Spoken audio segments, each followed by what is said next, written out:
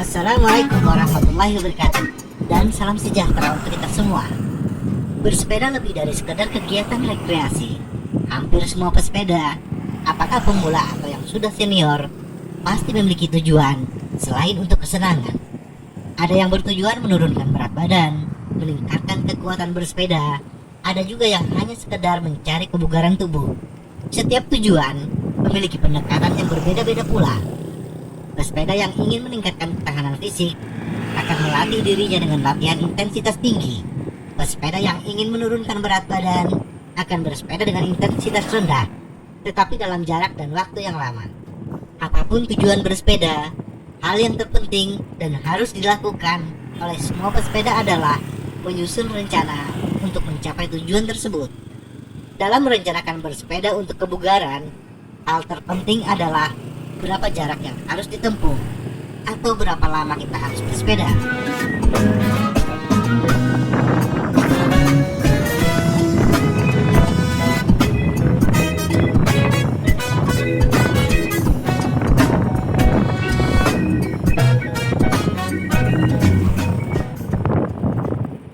Tingkat kebugaran, faktor umur, dan kondisi medis adalah hal yang paling utama untuk dipertimbangkan.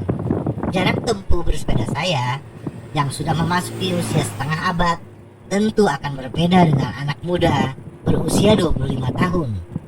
Apalagi bila kita memiliki kendala medis tertentu, seperti penderita jantung dan lain-lain. Yang lebih tahu kondisi tubuh adalah kita sendiri. Jangan terpancing dengan orang lain. Jangan terpancing dengan pesepeda yang lebih tua umurnya dari kita, tetapi menempuh jarak puluhan bahkan ratusan kilometer. Kondisi tubuh mereka belum tentu sama dengan kita. Sesuaikan jarak tempuh dengan kondisi fisik kita. Walaupun Anda memiliki motivasi yang tinggi, janganlah menyakiti tubuh kita sendiri. Bersepeda dengan intensitas tinggi, bahkan sampai muntah, di samping menyakiti tubuh kita, tujuan yang ingin dicapai juga tidak akan optimal. Jarak atau waktu tempuh meningkatkan kebugaran tubuh yang baik akan optimal bila bersepeda dilakukan secara rutin dan terjadwal.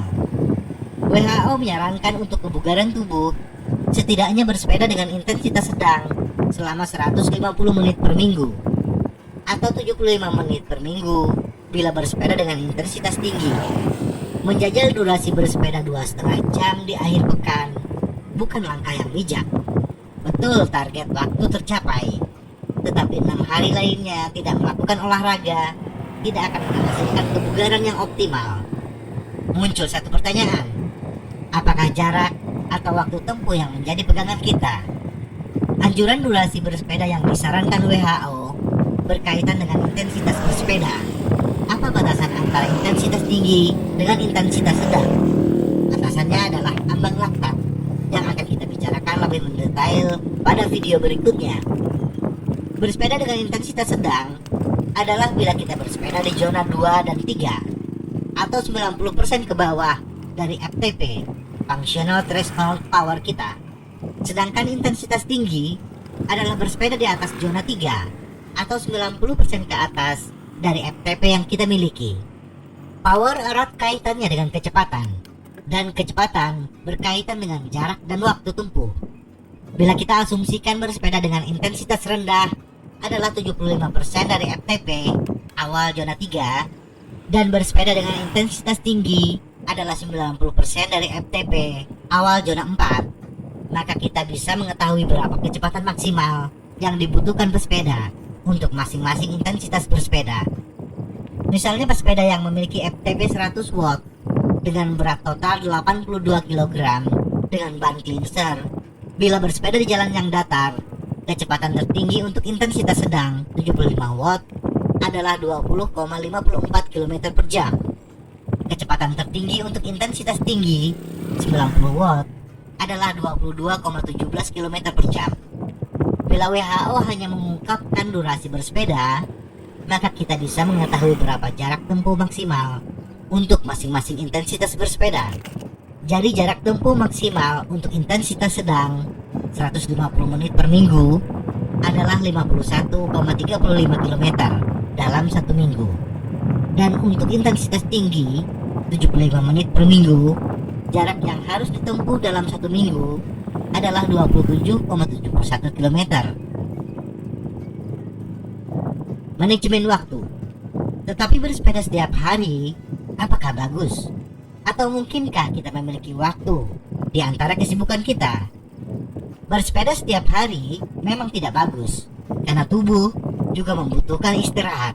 Untuk itu, atur dalam seminggu setidaknya sehari untuk istirahat, tergantung tingkat kesibukan kita. Mencari waktu untuk bersepeda di antara kesibukan kita sebenarnya tidak masalah, karena waktu yang diluangkan untuk bersepeda bergantung kepada bagaimana kita merencanakannya. Bersepeda selama 15-30 menit di hari kerja tidak terlalu menyita waktu. Bisa dilakukan setelah bangun pagi, apalagi bagi yang muslim. Waktu antara salat subuh dan berangkat kerja lumayan lama. Untuk contoh pengaturan waktu bersepeda, kita hanya membahas bersepeda dengan intensitas sedang saja. Bila kita bersepeda dengan intensitas sedang di akhir pekan selama 90 menit atau 60% dari target waktu, maka kita harus mencari rute yang memiliki jarak kurang lebih 31 km pulang pergi atau kurang lebih 15,5 km sekali jalan.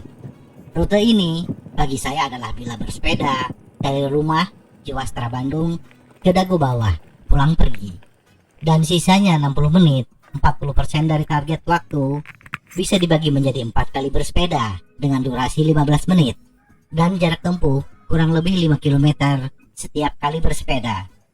Jarak 5 km pulang pergi ini relatif dekat, bisa diselesaikan hanya dengan 2-3 kali keliling kompleks.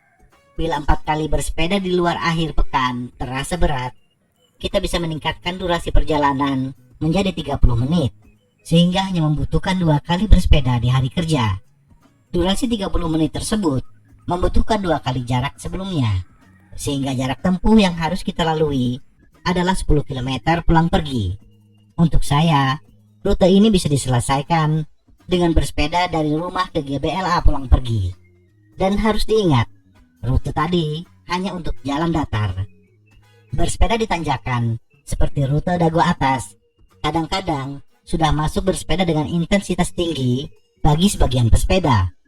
Semoga informasi ini bermanfaat. Tetap sehat, salam goes.